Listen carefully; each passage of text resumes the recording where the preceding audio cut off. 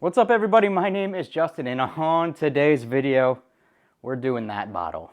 We're doing the Grenade, we're doing the Blanton's original single barrel.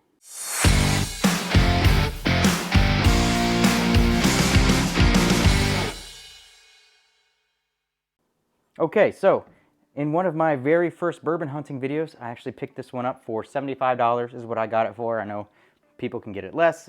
It's often a lot more, so I was happy to pick one up for $75. This one was dumped on 3/14 of 23. It was stored in warehouse H from barrel number 319 on rick number 48 and bottled at 93 proof. So everybody knows what Blanton's is. You can see which topper I got on there.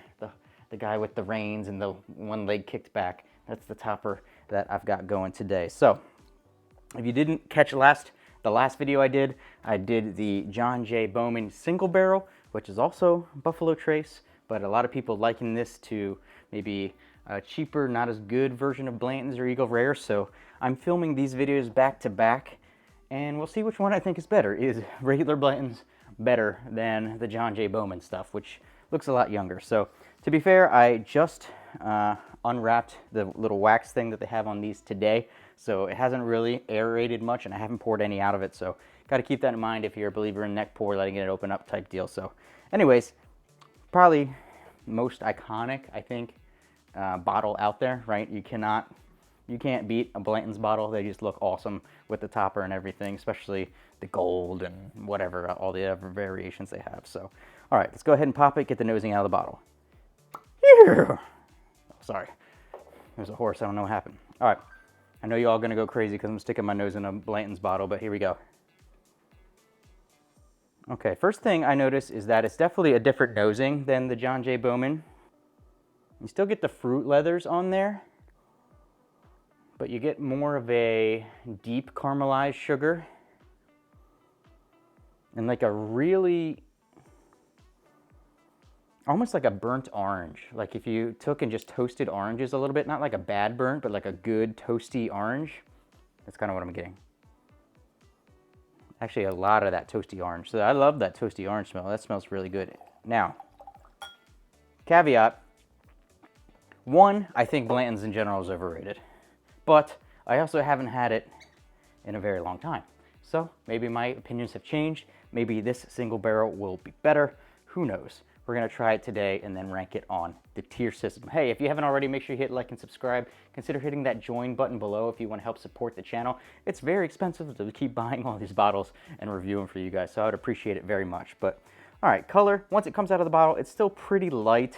There's no age statement on these, but you know, it's pretty light. It's not overly dark or anything like that. So let's get the nosing straight out of the glass.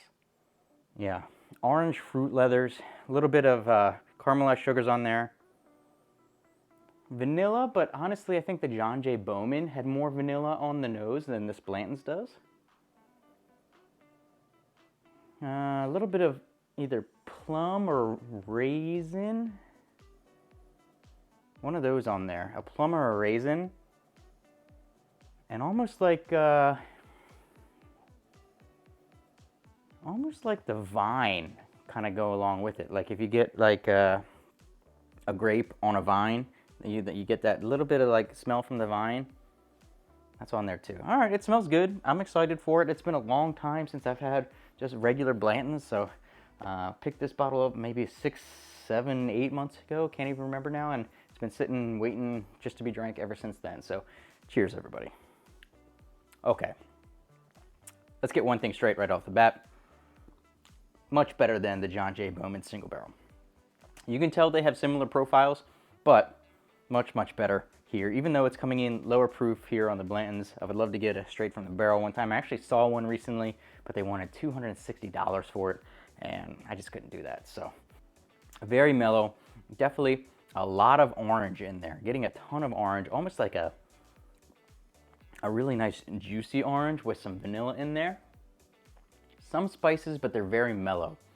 Very mellow spices. Like, I always think I go to cinnamon too much. I don't think this one's cinnamon. I think this one's more like, I think I'm just gonna go baking spices in general. I think it's maybe a mixture of a couple things that I'm getting in there, and it's hard to pick out Yeah, so a ton of the orange, a bunch of the vanilla in there. Definitely some of that leatheriness from the fruit leathers, just a hint of oak, not too much at all there. And what makes this Buffalo Trace so much better than this Buffalo Trace is that if you saw last week's video, this one ends pretty bitter for me. The Blanton's doesn't end bitter at all. So there's a big difference there. Yeah, I mean, you can see why this is so sought after. I mean, it's in the Buffalo Trace line. It's historic. It's got all the different toppers. It's got the amazing bottle, and it's pretty dang good whiskey. Do I think regular, just single barrel Blantons, which is what this one is, this is none of the fancy ones, is really worth what everybody goes out seeking for it?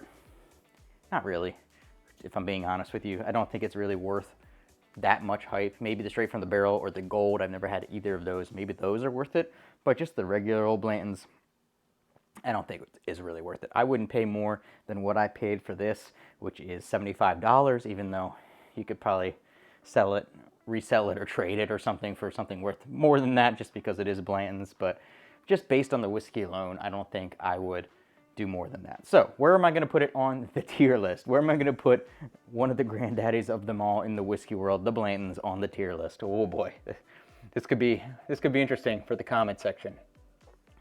I mean, it's good. It's good. There's no getting around that it's not good. I think it's overrated, which makes me be self-conscious about where I'm going to rate it, just because I don't want to rate it lower because I think it's overrated, but I want to give it a fair rating and not... Anyways, I think I'm going to go B tier. I think it's going to go B tier for me here on the regular Blantons. Probably low B tier, nothing crazy, but it's really good whiskey. It's not bad at all. I would really like to try a straight from the barrel one day.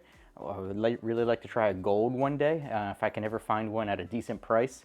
You know, maybe I'll try and go back to that store in a couple weeks or a couple months and see if they still have it and haggle with them, try and get them down from that $260 price for that straight from the barrel. But yeah, it's going on the B tier for me here on the Blantons. So let me know what you guys think. Do you think the Blantons is worth the hunt? Is it overrated, like I personally think? And where do you think it should go in the tier system? Let me know down in the comments below. I appreciate you watching, and I'll see you for your next drink.